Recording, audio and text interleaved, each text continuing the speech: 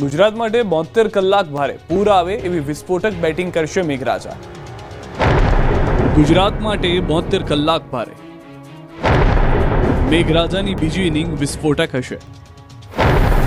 ઉત્તર મધ્ય અને પૂર્વમાં ધમાકેદાર પડશે।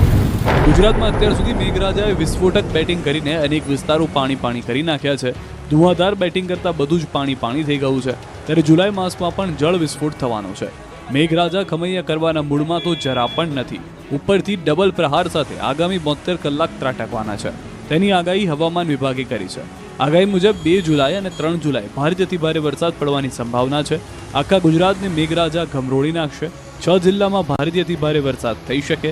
વલસાડ, નવસારી, દાહોદ, મહીસાગર, અરવલ્લી, સાબરકાંઠામાં ભારેથી ભારે વરસાદ પડી શકે। બીજી તરફ હવામાન નિષ્ણાંત અંબાલાલ પટેલે 72 કલાક ભારે વરસાદ પડશે તેવી આગાહી કરી છે।